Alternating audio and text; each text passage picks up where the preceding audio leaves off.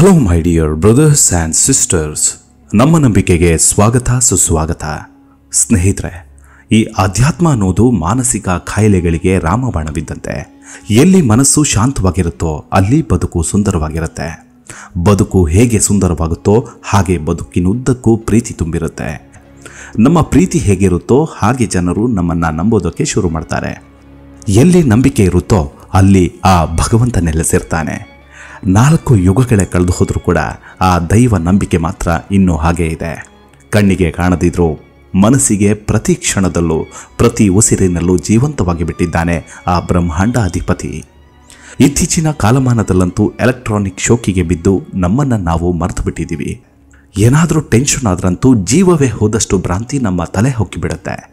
ಇಷ್ಟೇ ಜೀವನ, ನನಗೆ ಯಾಕೆ ಆ ಭಗವಂತ ಹೀಗೆ ಮಾಡ್ತಾನೆ, ನನ್ನ ಬದುಕೇ ಹೀಗಾಗೋಯ್ತಲ್ಲ, ನಾನು ಬದುಕಿದ್ದು ವೇಸ್ಟ್ ಅನ್ನೋ ಕೀಳರಿಮೆಯಲ್ಲೇ ದಿನ ದುಡಿಬಿಡ್ತೀವಿ. ಅದೇ ಖುಷಿ ವಿಚಾರ ಕೇಳಿಬಿಟ್ರಂತೂ ಆ ದೇವರನ್ನು ಮರೆತು ನಾನೇ ಎಲ್ಲ ನಂದೇ ಎಲ್ಲ ಅಂತ ಮೆರೆದಾಡ್ತೀವಿ. ಒಟ್ಟಿನಲ್ಲಿ ಈ ಬದುಕಿನುದ್ದಕ್ಕೂ ಅದೇನನ್ನೋ ಹುಡುಕಾಡ್ತಾ ಅದೇನನ್ನೋ ಬಯಸುತ್ತಾ ಜೀವನ ಸಾಗ್ತಾ ಇರುತ್ತೆ. ಅದರಲ್ಲೂ ನಮ್ಮೆಲ್ಲ ಬೇಕು ಬೇಡಗಳಿಗೆ, ಸುಖ ದುಃಖಗಳಿಗೆ, ಆನಂದ ವಿರಹಕ್ಕೆ ಮೂಲ ಕಾರಣವೇ ಮನಸ್ಸು. ಆ ಮನಸ್ಸೇ ನಮ್ಮೆಲ್ಲ ಚಟುವಟಿಕೆಗಳಿಗೆ ಮೂಲ ಕರ್ತೃ. ಹಾಗಾದರೆ ಆ ಮನಸ್ಸನ್ನು ಶಾಂತವಾಗಿ ಇಟ್ಕೊಳ್ಳೋದು ಹೇಗೆ ಅಂತ ಹುಡುಕುತ್ತಲೇ ಹುಚ್ಚಾರಾದವರು ಇದ್ದಾರೆ, ಸಚ್ಚಿದಾನಂದ ಅನುಭವಿಸಿದವರು ಇದ್ದಾರೆ, ದೇವರೇ ಆದವರು ಇದ್ದಾರೆ, ಸಾವಿರಾರು ವರ್ಷಗಳು ಬದುಕಿ ಮಾನವ ಕುಲ ಉದ್ಧಾರ ಮಾಡುತ್ತಿರುವವರು ಇದ್ದಾರೆ, ಮಾದರಿಯಾದವರು ಇದ್ದಾರೆ. ಅದೆಲ್ಲದಕ್ಕೂ ಮೂಲ ಉದ್ದೇಶವೇ ಆಗಿದ್ದು ನಾನು ಯಾರು ಅನ್ನೋ ಪ್ರಶ್ನೆಯ ಹುಡುಕಾಟದಲ್ಲಿ ಸಿಕ್ಕ ಉತ್ತರ.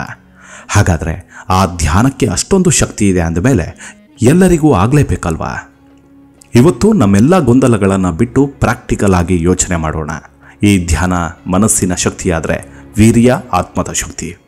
ಅದೇ ಶಿಸ್ತುಬದ್ಧ ಬದುಕು ಕಂಡುಕೊಂಡ್ರೆ ಹೇಗೆ ನಮ್ಮ ಮನಸ್ಸು ಪರಿವರ್ತನೆಯಾಗುತ್ತೆ, ದೇಹದಲ್ಲಿ ಅದಮ್ಯ ಶಕ್ತಿ ಹೇಗೆ ಪಸರಿಸುತ್ತೆ ಅನ್ನೋದನ್ನು ಸಾಧ್ಯವಾದಷ್ಟು ತಿಳ್ಕೊಳ್ಳೋಣ.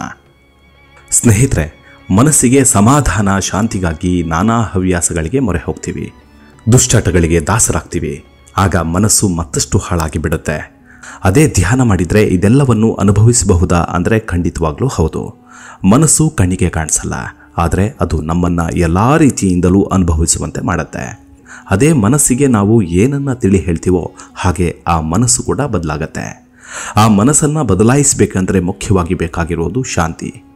ನರನಾಡಿಗಳಲ್ಲೂ ಹಿಡಿತ, ಉಸಿರಿನ ಮೇಲೆ ಹಿಡಿತ, ಅದೆಲ್ಲವನ್ನು ಸಾಧಿಸೋಕೆ ಇರೋ ಏಕೈಕ ಮಾರ್ಗವೇ ಧ್ಯಾನ. ಒಬ್ಬ ನೆಮ್ಮದಿಯನ್ನು ಹುಡುಕ್ತಾ ಯಾವುದೇ ವಿಧಾನ ಗೊತ್ತಿಲ್ಲದೆ ಧ್ಯಾನಕ್ಕೆ ಕೂತ ಅಂದರೆ ಆತನಿಗೂ ಈ ಮನಸ್ಸು ಪ್ರಕೃತಿ ಸಹಾಯ ಮಾಡುತ್ತೆ. ಯಾಕಂದರೆ ಆ ವ್ಯಕ್ತಿಯಲ್ಲಿ ಏಕಾಗ್ರತೆ ಇರುತ್ತೆ. ಇಲ್ಲ, ನಾನು ಧ್ಯಾನ ಮಾಡೇ ಮಾಡ್ತೀನಿ, ನನ್ನ ಮನಸ್ಸನ್ನು ಬದಲಾಯಿಸ್ಕೊಳ್ತೀನಿ ಅಂತ ನಿರ್ಧರಿಸಿಬಿಟ್ರೆ ಖಂಡಿತವಾಗ್ಲೂ ಸಾಧ್ಯನೇ. ಯಾಕಂದರೆ ನಿರ್ಧರಿಸಿದ್ದು ಆತನೇ. ಆದರೆ ತದನಂತರ ಆಮಿಷಗಳನ್ನು ಒಡ್ಡೋದು ಮಾತ್ರ ಮನಸ್ಸಿನ ಕೆಲಸ. ಅಲ್ಲಿವರೆಗೂ ಧ್ಯಾನದ ಅರ್ಥ ಗೊತ್ತಾಗೋದಿಲ್ಲ, ವೀರ್ಯದ ಶಕ್ತಿ ಗೊತ್ತಾಗೋದಿಲ್ಲ. ಇವೆಲ್ಲವೂ ಪ್ರಕೃತಿಯ ಸೃಷ್ಟಿ ಅಂತ ಕೆಲಸಕ್ಕೆ ಬಾರದನ್ನೇ ಮಾತನಾಡಿಕೊಂಡು ಹಾಳು ಕೆಲಸ ಮಾಡಿಕೊಂಡು ಬದುಕಿದ್ರೆ ಏನು ಲಾಭ? ಒಂದು ಅರ್ಥ ಆಗಬೇಕು, ಇಲ್ಲ ಅನುಭವಿಸಬೇಕು, ಆಗಲೇ ಅದರ ಶಕ್ತಿಗಳನ್ನು ಅನುರಣಿಸೋಕೆ ಸಾಧ್ಯ. ಧ್ಯಾನವೇ ಈ ಮೂಲ ಶಕ್ತಿಯನ್ನು ನೇರವಾಗಿ ಸಂಪರ್ಕಿಸುವ ಸಾಧನ. ಹೀಗೆ ಪ್ರತಿನಿತ್ಯ ಧ್ಯಾನ ಮಾಡ್ತಾ ಯಾವುದಾದರೂ ಒಂದು ದಿನ ಆಲಸ್ಯವಾಯಿತೆಂದರೆ ಸುಮ್ಮನೆ ಮಲಗಿಕೊಳ್ಳಿ. ಹಾಗೆ ಮನದಲ್ಲಿ ಆ ಭಗವಂತನನ್ನು ನೆನೆದು ಪ್ರಾರ್ಥಿಸಿ, ಭಗವಂತ ನೀನು ಪವಿತ್ರ, ನನ್ನ ಮನಸ್ಸನ್ನು ಶುಚಿಗೊಳಿಸು, ನೀನೇ ಶಕ್ತಿ, ನನ್ನನ್ನು ಶಕ್ತಿವಂತನನ್ನಾಗಿಸು, ನೀನೇ ವೀರ್ಯ, ನನ್ನನ್ನು ವೀರ್ಯವಂತನನ್ನಾಗಿಸು ಅಂತ ಮನಸ್ಸಲ್ಲೇ ಭಕ್ತಿಯಿಂದ ಬೇಡಿದರೆ ಕೆಲ ಕ್ಷಣದಲ್ಲೇ ನೆಮ್ಮದಿಯ ನಿದ್ರೆ ಕಣ್ತುಂಬಿ ಬಿಡುತ್ತೆ. ಅಂದರೆ ಧ್ಯಾನದಿಂದ ದೇಹವು ಹಿಡಿತಕ್ಕೆ ಸಿಗುತ್ತೆ, ಮನಸ್ಸು ಶಾಂತವಾಗುತ್ತೆ ಅಂತಾಯಿತು. ಅದೇ ಮನಸ್ಸಿನಿಂದ ಶುದ್ಧ ಭಕ್ತಿಯಿಂದ ಕೇವಲ 48 ದಿನಗಳು ಒಂದು ನಿರ್ದಿಷ್ಟ ಸ್ಥಳದಲ್ಲಿ ಶುಚಿರ್ಭೂತರಾಗಿ ಧ್ಯಾನವನ್ನೇ ರೂಢಿಸಿಕೊಂಡ್ರೆ ಏನಾಗಬಹುದು ಅನ್ನೋದನ್ನು ಚಿಂತಿಸಿದರೆ ಅದರಿಂದ ನಮ್ಮ ಬದುಕು ಬದಲಾಗತ್ತೆ. ಜ್ಞಾನೇಂದ್ರಿಯಗಳು ನಮ್ಮ ಮಾತನ್ನು ಕೇಳೋಕೆ ಶುರು ಮಾಡುತ್ತವೆ. ನಾವು ಏನೇ ಕೆಲಸ ಕಾರ್ಯಗಳನ್ನು ಮಾಡುವಾಗಲೂ ಜ್ಞಾನ ನಮ್ಮನ್ನು ಸುತ್ತುವರೆದಿರುತ್ತೆ. ಹೀಗೆ ಪ್ರತಿದಿನವೂ ನಾವು ಸರಿ ತಪ್ಪುಗಳ ಜಂಜಾಟದಲ್ಲಿ ಹೋರಾಡಿದರೆ ಕಾಲಕ್ರಮೇಣ ಆಟೋಮ್ಯಾಟಿಕ್ ಆಗಿ ನಮ್ಮ ದೇಹ, ಮನಸ್ಸು, ಬುದ್ಧಿಶಕ್ತಿ ಶುದ್ಧವಾಗುತ್ತಾ ಸಾಗತ್ತೆ. ಅದೇ ಸಮಯಕ್ಕೆ ಎದ್ದೇಳ್ತೀನಿ, ಇದೇ ಸಮಯಕ್ಕೆ ಧ್ಯಾನ ಮಾಡ್ತೀನಿ, ಹೀಗೆ ಬದುಕ್ತೀನಿ ಅಂತ ಷರತ್ತು ವಿಧಿಸಿಕೊಂಡು ಬಿಟ್ರಂತೂ ಕೇವಲ 6 ತಿಂಗಳಲ್ಲಿ ನೀವೊಬ್ಬ ಒಳಗಿನಿಂದ ಶಕ್ತಿಶಾಲಿ ಪ್ರಬಲ ವ್ಯಕ್ತಿಯಾಗಿ ಹೊರಹೊಮ್ತೀರಾ. ಅದು ಹೇಗಪ್ಪ ಅಂದರೆ, ನಿಮ್ಮ ದೇಹ, ಮನಸ್ಸು, ಬುದ್ಧಿ ಇಷ್ಟು ಶುದ್ಧವಾಯಿತು ಅಂದರೆ ನಿಮ್ಮ ನರನಾಡಿಗಳು ಸಡಿಲವಾಗತ್ತೆ, ದೇಹದಲ್ಲಿ ರಕ್ತದ ಹರಿವು ಸರಾಗವಾಗುತ್ತೆ. ಉಸಿರಾಟದ ಮೇಲೆ ಹಿಡಿತ ಬಂದಿರುತ್ತೆ. ಇಂದ್ರಿಯಗಳು ನಿಮ್ಮ ಹತೋಟಿಗೆ ಬಂದಿರುತ್ತೆ. ಸರಿ ತಪ್ಪುಗಳನ್ನು ನೀವೇ ನಿರ್ಧರಿಸ್ತೀರಿ ಅಂದಮೇಲೆ ನೀವು ನೀವಾಗಿದ್ದೀರಿ ಅಂತಲೇ ಅರ್ಥ. ಧ್ಯಾನದಲ್ಲಿ ಮಂತ್ರಗಳನ್ನು ಶ್ಲೋಕಗಳನ್ನು ಕ್ರಮಬದ್ಧವಾಗಿ ಪಠಿಸೋದನ್ನು ಕಾರ್ಯಗತ ಮಾಡಿಕೊಂಡ್ರಂತೂ ನಿಮ್ಮ ದೇಹದೊಳಗೆ ದಿವ್ಯ ತೇಜಸ್ಸಿನ ಅನುಭವವಾಗೋಕೆ ಶುರುವಾಗುತ್ತೆ. ಮೊದಮೊದಲು 10 ನಿಮಿಷಕ್ಕೆ ಸೀಮಿತವಾಗಿದ್ದ ನಿಮ್ಮ ಧ್ಯಾನ ಬರುತ್ತಾ ಬರುತ್ತಾ 1 ಗಂಟೆಯನ್ನು ಮೀರುತ್ತೆ. ಇನ್ನೂ ಧ್ಯಾನಸ್ಥರಾಗಬೇಕಂದ್ರೂ ಯಾವುದೇ ಸಮಯ ನೋಡೋ ಅಗತ್ಯವೇ ಇಲ್ಲ. ತುಳಸಿದಾಸರು ಹೇಳಿದಂತೆ ಹುಣ್ಣಿಮೆಯೋ ಅಮಾವಾಸ್ಯೆಯೋ ಎಲ್ಲವೂ ಮಂಗಳವೇ. ಯಾರು ದೇವರನ್ನ ಮರೆತು ಬಿಟ್ಟಿಹನೋ ಅವನಿಗಹುತು ಎಲ್ಲವೂ ಅಮಂಗಳವೇ ಎಂದಿದ್ದಾರೆ. ನಮ್ಮ ಪುರಾಣ ಶ್ಲೋಕದಲ್ಲಿ ಈ ರೀತಿ ಹೇಳ್ತಾರೆ: ತೇಜೋಸಿ ತೇಜೋಮಹಿ ದೇಹಿ, ವೀರ್ಯಮಸಿ ವೀರ್ಯಂ ಮಹಿ ದೇಹಿ, ಬಲಮಸಿ ಬಲಂ ಮಹಿ ದೇಹಿ, ಓಜೋಸಿ ಓಜೋ ಮಯಿ ದೇಹಿ. ಹೀಗೆ ಧ್ಯಾನದ ಮಿತಿ ಅಧಿಕವಾಗುತ್ತಾ ಅದೆಷ್ಟೋ ಗಂಟೆಗಳೇ ಕಳೆದು ಬಿಡ್ತವೆ. ದೇಹ ಮನಸ್ಸು ಆತ್ಮಕ್ಕೆ ಸ್ಪಂದಿಸೋದಕ್ಕೆ ಶುರು ಮಾಡುತ್ತೆ. ನರನಾಡಿಗಳ ತರಂಗ ಮೂಲಾಧಾರದಲ್ಲಿ ಸುಪ್ತಾವಸ್ಥೆಯಲ್ಲಿ ಮಲಗಿರುವ ಕುಂಡದಲ್ಲಿ ನಿದ್ರಾವಸ್ಥೆಯಲ್ಲಿರುವ ಶಕ್ತಿಯನ್ನು ತರಂಗಗಳ ರೂಪದಲ್ಲಿ ಪ್ರಚೋದಿಸುತ್ತೆ. ಅದಕ್ಕೆ ವೈಜ್ಞಾನಿಕವಾಗಿ ಹೇಳೋದಾದರೆ ಇಂತಿಷ್ಟು ತಿಂಗಳುಗಳು ಶಿಸ್ತುಬದ್ಧ ಜೀವನ ಕಾಪಾಡಿಕೊಂಡ್ರೆ ವೀರ್ಯದಲ್ಲಿ ಶುದ್ಧತೆ ತುಂಬಿರುತ್ತೆ, ಹೆಣ್ಣಿನಲ್ಲಿ ಫಲವತ್ತತೆಯಾಗಿರುತ್ತೆ. ನರನಾಡಿಗಳು ಮಂತ್ರೋದ್ಗಾರದ ತರಂಗಕ್ಕೆ ಇಡೀ ಮೂಲೆ ಮೂಲೆಗೂ ಸಂಚರಿಸಿಬಿಡುತ್ತೆ.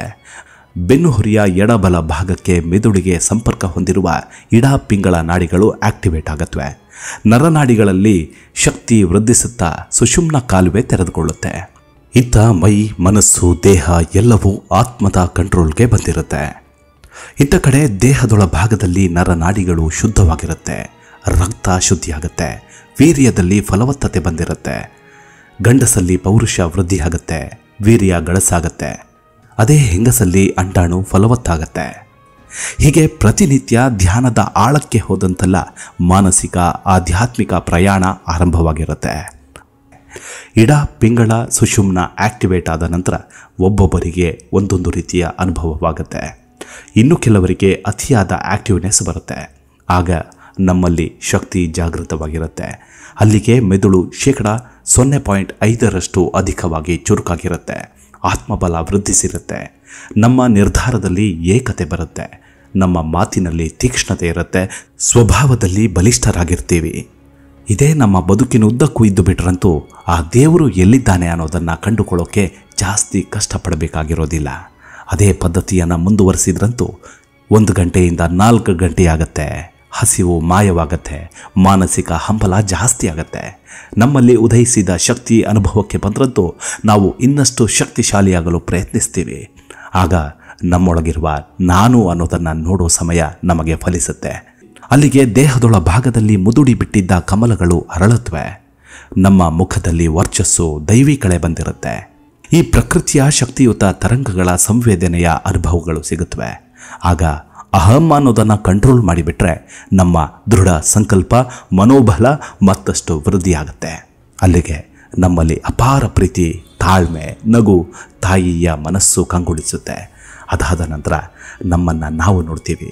ಅಂದರೆ ನಮ್ಮೊಳಗಿರುವ ಆ ಚೈತನ್ಯ ಜೀವಾತ್ಮನನ್ನೇ ನೋಡ್ತೀವಿ. ಅದೇ ನಾವು. ನಮ್ಮೆಲ್ಲ ಪ್ರಶ್ನೆಗಳಿಗೂ ಅಲ್ಲಿಗೆ ಉತ್ತರ ಸಿಗುತ್ತೆ. ಮುಂದೇನಿದ್ರೂ ಪರಮಾತ್ಮನಿರುವಲ್ಲಿಗೆ ಪ್ರಯಾಣ ಆರಂಭವಾಗಬೇಕು. ನಾವು ಅತಿ ಹೆಚ್ಚು ಪ್ರಯತ್ನಿಸಿದಷ್ಟು ನಮ್ಮಲ್ಲಿರುವ ರೇತಸ್ಸು ಅಷ್ಟು ಶಕ್ತಿಯನ್ನು ತುಂಬುತ್ತೆ. ಒಂದು ರೀತಿ ವಾಹನದ ಆಕ್ಸಿಲೇಟರ್ ಇದ್ದಂತೆ. ನಮ್ಮ ವಾಹನ ಚಾಲನೆಯಲ್ಲಿರುತ್ತೆ, ಆದರೆ ಅದು ನಮ್ಮ ಕಂಟ್ರೋಲ್ನಲ್ಲಿ ಇರುತ್ತೆ. ನಮಗೆ ಇನ್ನೂ ಮುನ್ನುಗ್ಗಬೇಕಂದ್ರೆ ಆಕ್ಸಿಲೇಟರನ್ನು ಅದುಮಿದ್ರೆ ನಮ್ಮ ಊಹೆಗೂ ಮೀರಿದಂತೆ ಈ ದೇಹವೆಂಬ ವಾಹನ ಮುನ್ನುಗ್ಗುತ್ತೆ.